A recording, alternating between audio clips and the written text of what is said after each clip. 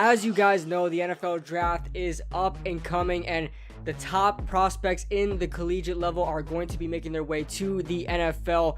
But as you guys know, in the first round of these drafts, there are going to be some busts. Now, every year we look at all these prospects, all the top prospects of how they did in college, and we really don't think any of them are really going to be busts. We look at the first round projections, we do our mock drafts, and we kind of have this the stigma of the prospects already, of most of them are going to do well, and that's the reason why they're being drafted in the first round. But every year there are always major busts at every single position, and especially the quarterback position, the most important position. That's a position you do not want to mess up on. But there is one quarterback in this draft that is highly projected, and I'm not talking about Joe Burrow or Tua Tagovailoa, that might just be a bust in the NFL. Let's talk about Justin Herbert, the quarterback out of Oregon. Now, Justin Herbert should have went out in last year's draft, where he would have been a top quarterback prospect then, and he was heavily linked to the New York Giants then, and it's very possible that the Giants could have drafted Justin Herbert with their 6th overall pick instead of Daniel Jones. And as you guys know, there have been some rumors and some speculations, I guess they're true, I don't know, that Justin Herbert has been extensively looked at by the New York Giants, and I guess the New York Giants are trying to send out some smoke screens, this and that, but I don't believe anything into it, obviously. But this ultimately led me to make this video, because I really do not hold too much stock in Justin Herbert, and I think a lot of people will agree on me with that. You look at Strong Opinion Sports, he uploaded a video a couple days ago about Justin Herbert. You look at a couple of these other guys. I know Herm Edwards was asked about Justin Herbert, and by the way, he's the coach for Arizona State University. I believe they play in the same division, the Pac-12, I believe so. And he was asked about Justin Herbert on ESPN, and he really didn't say too many high compliments, high praise for Justin Herbert. He just kind of just said he's a good quarterback. He never went into detail of how Justin Herbert chewed him up or whatever it is, because he just didn't. Justin Herbert has all the tools to get it done, but just like Mitch Trubisky, it's gonna go downhill real fast, because the potential might not reach the production. Or the production might not reach the potential. That's what I meant. Now, if you turn on Justin Herbert tape, you're gonna see a lot of Jekyll and Hyde. Yeah, I saw a lot of. I saw a video from Brett Coleman as well. You guys can watch him. He does a lot of film reviews, and you can see that he highlights that Justin Herbert sometimes has some great games, but sometimes he reaches the bottom and has some terrible games. You're gonna see a lot of good and a lot of bad and a lot of ugly. You turn on some games, especially games in the Pac-12, a division or a conference he's supposed to excel at. You're talking about games against Cal, Washington. There was another team in the Pac-12 as well that he struggled against, Utah in 2019. Those are probably one of his worst games. And I mentioned Washington. Yeah, I think I mentioned Washington.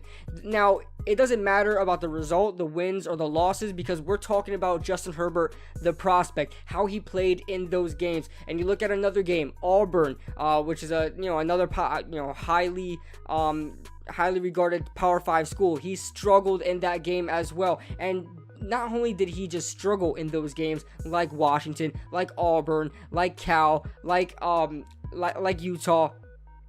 Not only did he struggle, but he struggled bad. Like it got worse to worse to worse to worse to worse. It would start with his foot movements, him against in the pocket, not being able to extend plays, and when he's off target, he's off target. He gets flustered. He throws the ball every which way, and he has only one way to throw the ball. He doesn't have touch on the ball. It's just a straight line dart, and that's something that Strong Opinion Sports also talked about. Zach Schomler of Strong Opinion Sports also talked about that, and I noticed that as well when I was doing my film review. He does not put touch on the ball. It's very easy for guys to be missed, very easy for guys to be overthrown, very easy for guys to be underthrown as well. He doesn't zoom the ball over the defenders, have a high arcing throw with trajectory, and it allows all these other defenders to go ahead and make a play on the ball. Justin Herbert also has a problem, like I said, with moving around in the pocket and extending plays. You would think a guy with his mobility, a guy with his straight line speed, running a 4.68, I believe, in the 40-yard dash, him being that agile and quick, he's able to move around in the pocket and at least get something done like a Daniel Jones. But this guy really has a problem with extending plays. Sometimes he'll keep moving. Instead of throwing the ball away, he takes the sack. And I will say this, similar to Daniel Jones last year, he doesn't have the best pieces around him. But nevertheless, he is in the Pac-12. That is a Power 5 school. You should have more than enough talent to get something done and look a lot better. His receivers aren't that great. His running backs and receivers are tiny. They're small, but they're very quick. So that doesn't really help him out too much. And he was bailed out in a lot of plays. I've seen a lot of Johnny Manziel type plays where he's on one side of the field, just throws a prayer, and a guy catches it. I've seen that a couple of times in his film, which makes him look better, but really will not work in the NFL. And now there are a couple of throws that he excels at. His deep ball is very hit or miss. Sometimes he throws a great deep ball with a wide open guy, and sometimes with a slightly contested, he will complete one as well. But there are some short throws that I really don't like, especially with doing screen passes. I've noticed that he kind of like softly throws the ball as if we were playing like some kind of backyard football, and you don't want to throw the ball too hard. He kind of just tosses it to his running back. It's ridiculous, and he's really going to struggle in the NFL if he does not fix what he's learned already. It seems like nobody's really taught him how to throw the football, how to be a quarterback, and I'm not going to sit here and judge him like I am one, but there are definitely a lot of things that he can fix. Now, the reason why I say Justin Herbert can be a bust is not because, obviously if you throw him out to start right now, he will be a bust, but you have to go to the right organization, the organization that's going to put the pieces around you, because Justin Herbert is not the guy that's going to carry the team on his shoulders. This is not a guy that's going to go 90 yards down the field by himself. He needs playmakers. He needs an offensive line, obviously, because he cannot extend plays. He needs these playmakers to make plays and to get the ball down the field and score. This is not a guy that can do it himself. There are a bunch of guys like that in the NFL. You look at Russell Wilson, your Tom Brady's, all these NFL greats in the league right now can do it themselves, no matter who you throw out there. The receivers or running backs or offensive line, no matter who you throw out there, they're gonna make it work.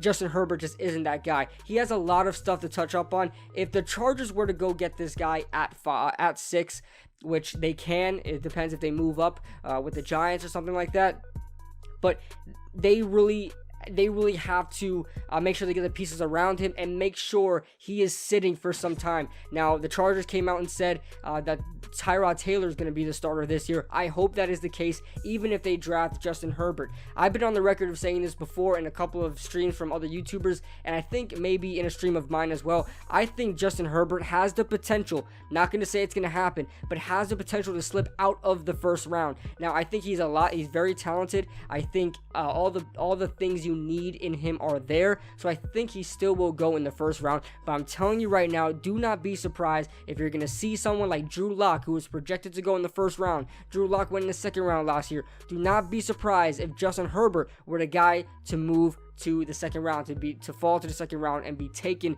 by a team there. You never know. New Orleans may just pull the trigger on him, or even New England for that matter. New England knows how to develop their quarterbacks, so you never know if he winds up there, and I'm telling you right now, he will be great there.